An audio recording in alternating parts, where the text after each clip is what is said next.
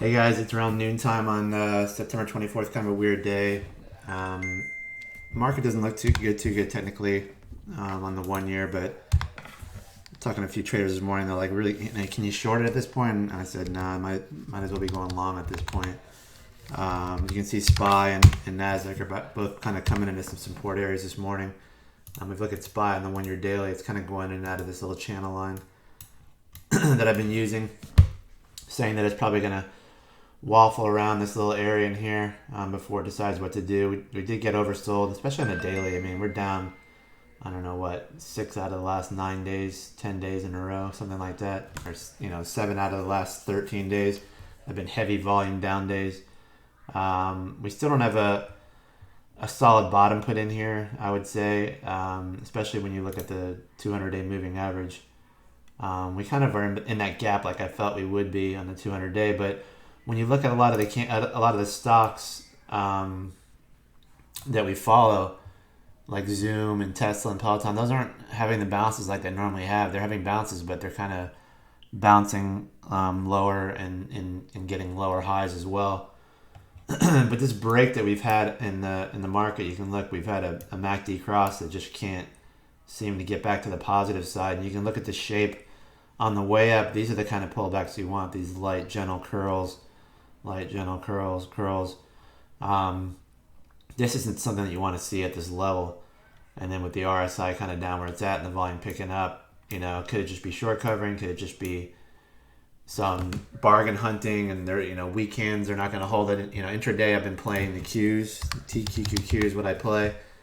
And that's all I've been, other than JNUG and a couple other stuff, a couple other stocks, that's all I've been trading intraday today. And you can see the channels that I use on QQQ, on TQQQ. Initially I bought this first pullback and then it fired back up to the upside. And then I kind of just sold into strength. Didn't really know what we were going to do until we started forming a pattern.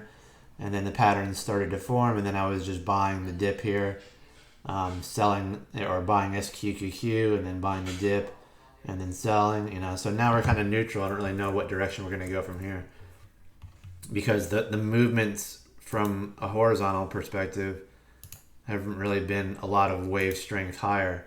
You have this giant move up here, but you barely get over the high. Then you pull back a little bit and you barely get over the high. So you kind of have these little horizontal levels that really aren't showing strength. And then when you look at it from a MACD here, it isn't the kind of curl you want to see, with this starting to pull back up gradually and then fire back up to the upside. It's kind of like these little weak waves, especially with this third hump here being weaker than the prior one, although you have a higher price point. So a little skeptical in the market here still, a little cautious, not chasing anything. You can just see we just broke through my channel line on the Qs there as well. So if I was trading, I probably would have bought some SQQQ.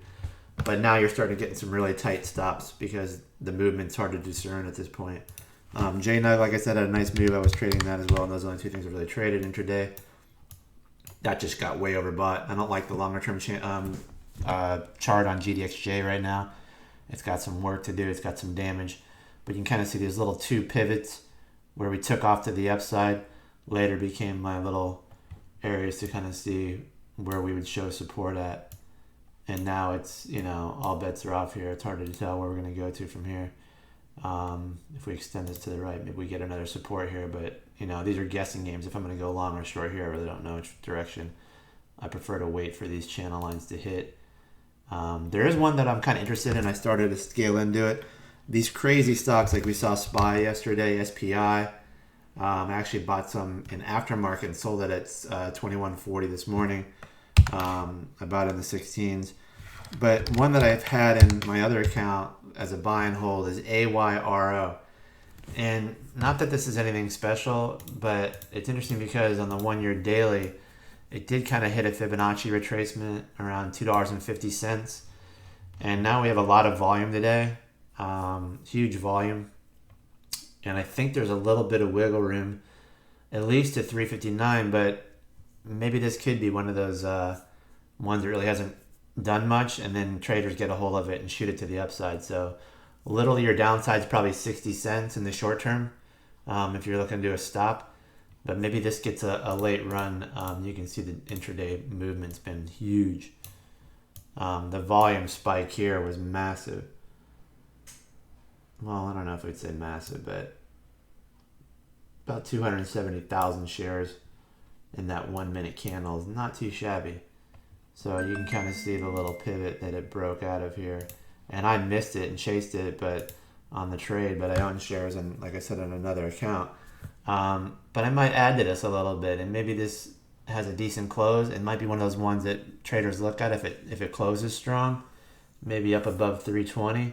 That tomorrow could be one of those that gaps up in the morning. So it's kind of fun, worth taking a shot at. SPY, same thing, kind of neutral here. Not really impressed too much, other than we got an oversold bounce. At least from now, I'm back on the positive side of my little chart channels that I draw. And you can see here where I kind of felt we would waffle in and out of. I don't like the shape, of course, of the MACD, and then breaking that alone on one day doesn't really mean much, because we've seen this little channel break before on one day intraday, one day. So it could be one of those things where we start to base along here. And once again, I get back to the point where we're so oversold from the top, although we really stretched too high. But we're also coming into, and we're sitting in this little consolidation area that we've talked about. And it's right in this little area here, this little window. Let's call it up here, because that's where the breakout was. But it's going to be hard to get through this little window, especially after this big move. It'll take a few more days, and then, like I said, we might go down and retest the 200-day moving average. But this window's got some decent support. It's got the island gap over here as well. So you can kind of figure that into the support area. So just to bust through the 320 area is going to be hard. 319 and change. We went and tested intraday and then fired to the upside.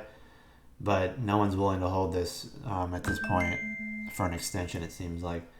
So neutral on the market right here intraday, just doing some scalps. AYRO looks kind of fun to play. I'll take a shot at it. Who knows? Not saying it could be another SPI, but it's kind of been ignored and off the radar. Maybe now it'll be on the radar and we'll see something interesting. So AYRO, obviously you can put, probably pick some up around $3 a share.